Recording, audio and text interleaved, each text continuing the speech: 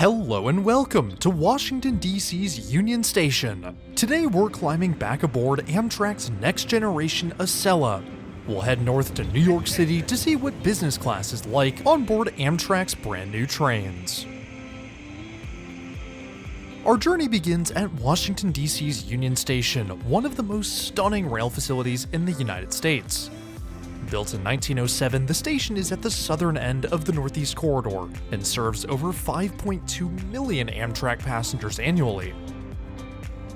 Union Station is located right in the heart of DC, with the Capitol building just a 15-minute walk from the door of your train. Heading through the gorgeous main entrance, we can make our way inside and into the greatest part of the station, the main hall. The main hall is unbelievable. The hall was once the waiting and ticketing area for the station, though it has now found a new life as an event space, in addition to being an incredible architectural masterpiece. We're here on launch day for Amtrak's Next Gen Acela, the main hall bearing a bit of extra decoration for the occasion. Beyond the main hall is the original station concourse. The space has since been converted to house shops, restaurants, and passenger amenities, but the massive vaulted ceiling still remains.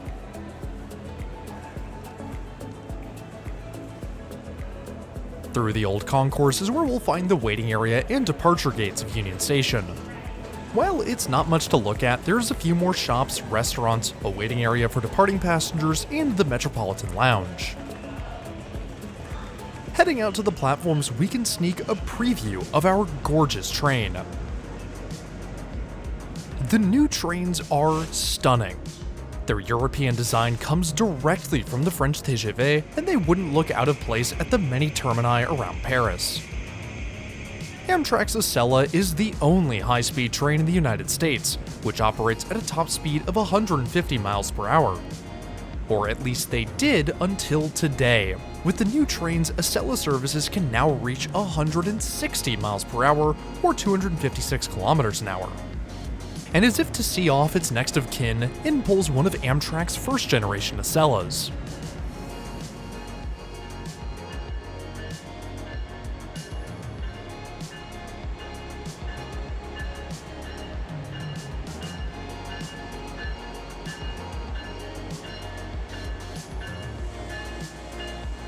The contrast is stark between first and second generation. The old trains are much larger and bulkier, contrasted by the narrow, sleek figure of the next gens. While both were designed by Alstom, the first gen's TGV design language has been contorted to fit the North American market, while the second gens have been left virtually untouched. And while the first gen Acelas were technically high-speed trains, the second gen certainly looks the part. With it being launch day, there's no shortage of celebration, a local band kicking into full swing as departure time draws near.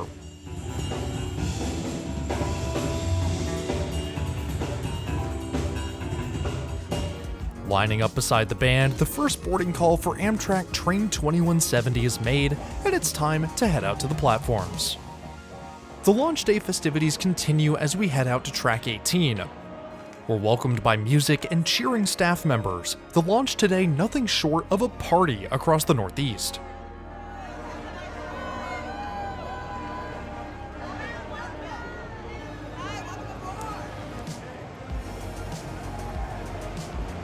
The improvements of the next-gen trains are immediately visible. Car numbers are prominently displayed on each car, business and first class denoted by blue and red respectively.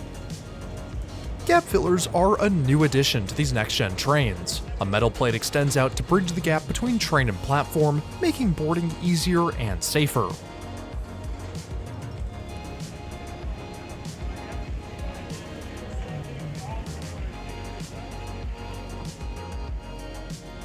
First impressions are everything, and these new trains make quite the impression. The interiors are now brighter and more open, featuring wider leather seats and expansive windows that stretch along the length of the car.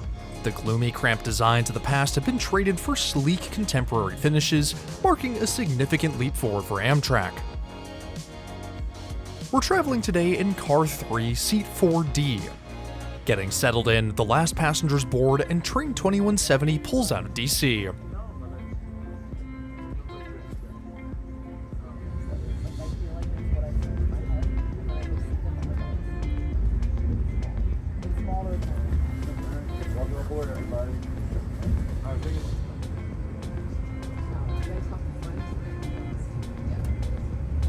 Business class on the next-gen fleet is operated in a standard 2x2.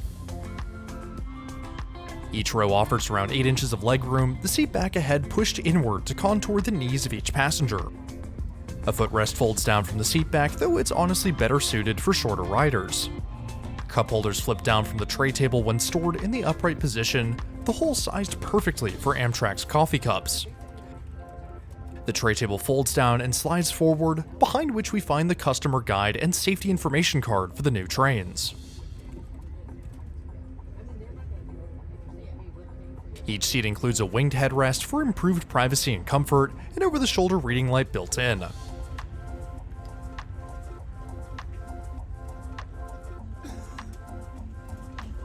No longer do you need to reach for a wall socket for power, as every seat now has its own outlet and USB port. The physical seats are the biggest change from the old train sets, and are one of the largest points of contention for longtime passengers. The seats are ergonomically formed for improved comfort, with the seat bottom scooching forward instead of reclining.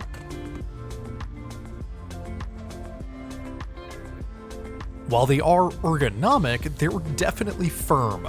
It will take some time for the cushions to be broken in, after which they'll be more comfortable, but until then, they're not the greatest.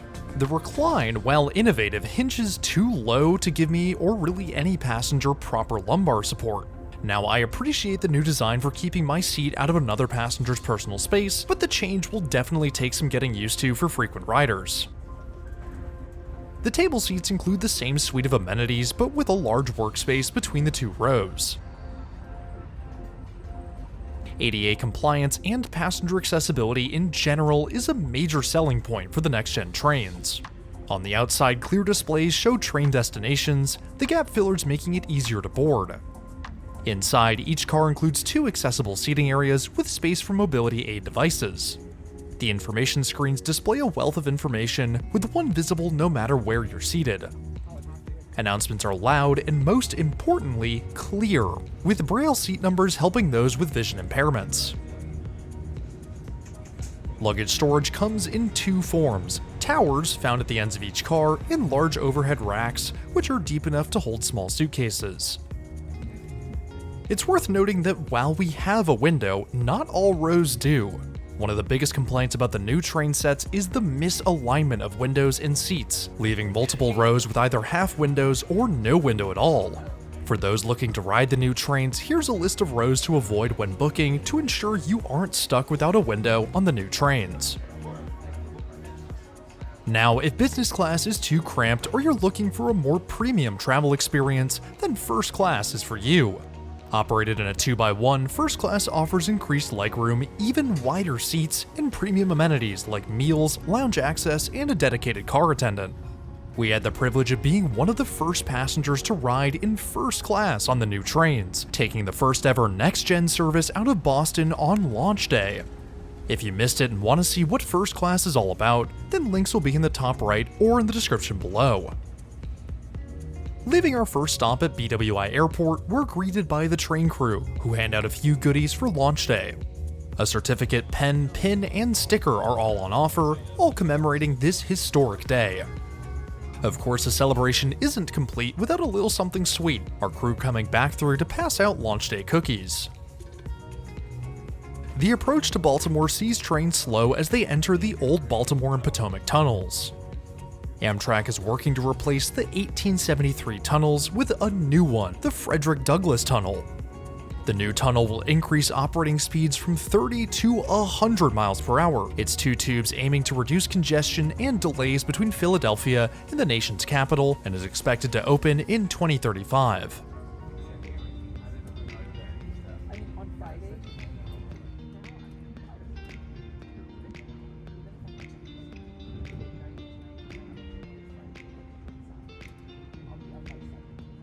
Bathrooms on the Next Gen Acela are located at the ends of each car. All bathrooms on the new trains are ADA compliant, with 1 per car bar the Café. Each bathroom is incredibly spacious, with handles all over and conveniently located controls for passengers with disabilities. The sink, soap, and hand dryer are all touchless, above which is a large mirror with built-in vanity lighting. I gotta say, the bathrooms are very nice and are a major step up from the first-gen trains.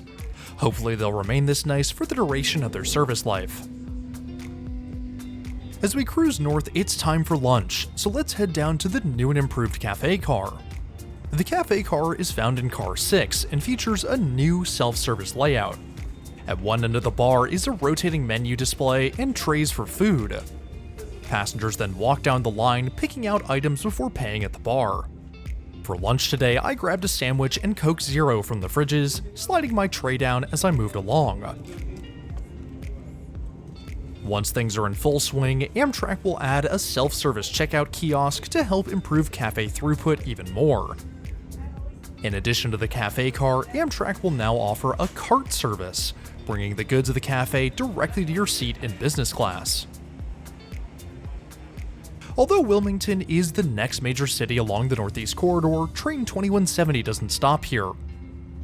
We stroll on past, the tracks turning back north before we pick up speed towards Philadelphia.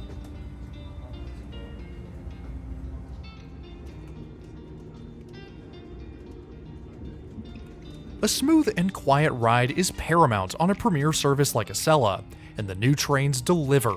Even when cruising at 125 miles an hour, the trains are quiet and comfortable. The outside noise is deadened by the new sound isolation, the tracks smoothed out by the improved suspension.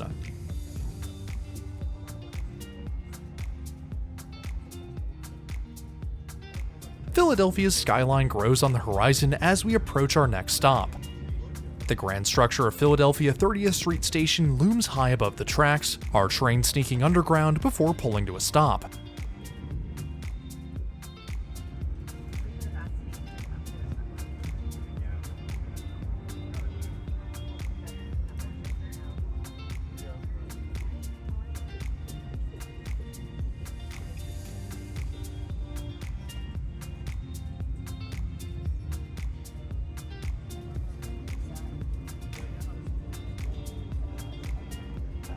North of Philadelphia is where our Next Gen Acela can finally stretch its legs.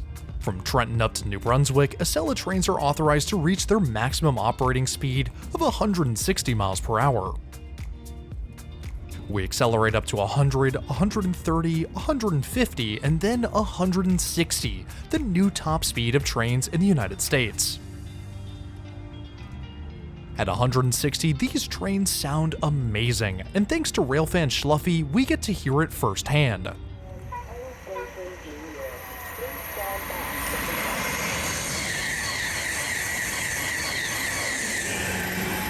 Now, I know that's a clip from our southbound journey, but it's just too cool to not include.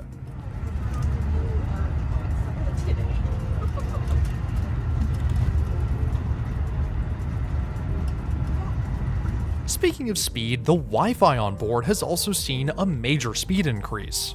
Amtrak has included 5G Wi-Fi to the new trains, the network's offering passengers high-speed connectivity. Our train today is showing over 100 megabits per second, which is more than fast enough to stay online while on board.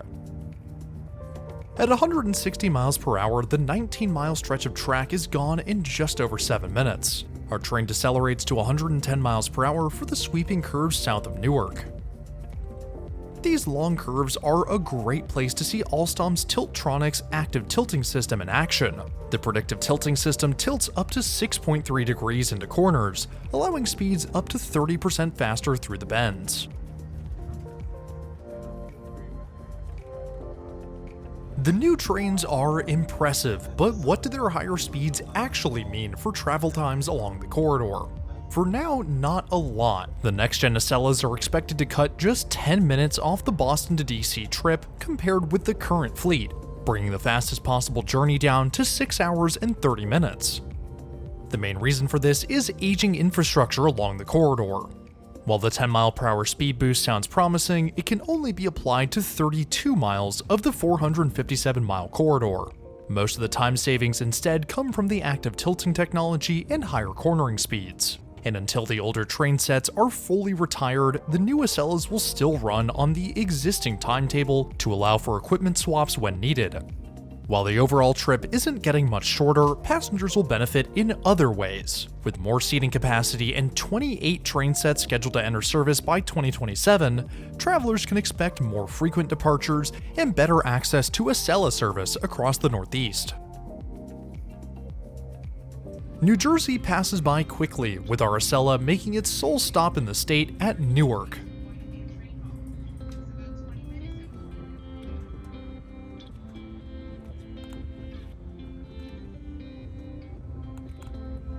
Just beyond Newark lies Portal Bridge, one of the oldest structures on the Northeast Corridor. With its 60-mile-per-hour speed cap and tendency to jam when opening, it's long been notorious for causing major delays. Amtrak's solution is Portal North Bridge, a fixed-span replacement that will boost top speeds from 60 to 90 miles per hour while eliminating the need to open for marine traffic. Construction is on time and on budget. All 3 arches are already in place, along with many electrical support structures and even tracks laid across the bridge. Work continues toward the goal of opening the new span in March of 2026.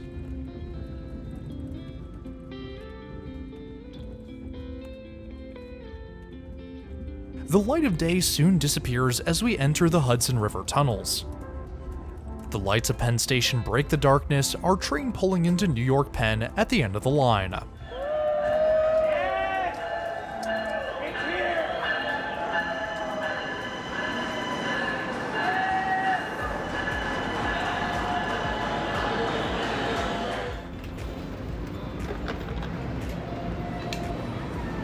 Now, I'm sure I sound like a broken record at this point, but Amtrak's Next Gen Acela is amazing and is ready to take the reins of high-speed rail travel in the United States. They look fantastic inside and out. With better comfort, smarter amenities, and faster speeds, the new Acelas are ready to transform travel across the Northeast.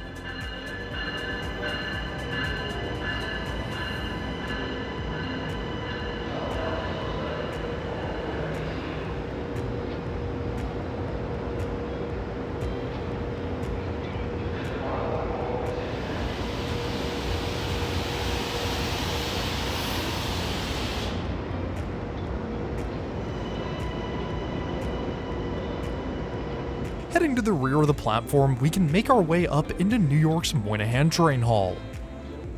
With our journey now at an end, it's time to bring today's video to a close. Before we leave off, I want to give a huge shout out to Railfan Shluffy for the amazing flyby at Princeton Junction. I know we used it in the first class video the other week, but the clip was too good not to include. I also want to give a shout out to Preston aka Cryorig Transit for the arrival shot at New York Penn. Anyways, if you're new around here, I would really appreciate it if you hit that subscribe button down below. It's totally free and it really helps support the channel. I want to give a huge shout out and thank you to my loyal patrons and members. Y'all are amazing and your incredible generosity is greatly appreciated. If you too want your name in the video or just want to support the channel in more ways than one, then head on over to the links in the description below. But anyways, that's all I have for today. Thanks for riding with me, and I'll see you in the next one.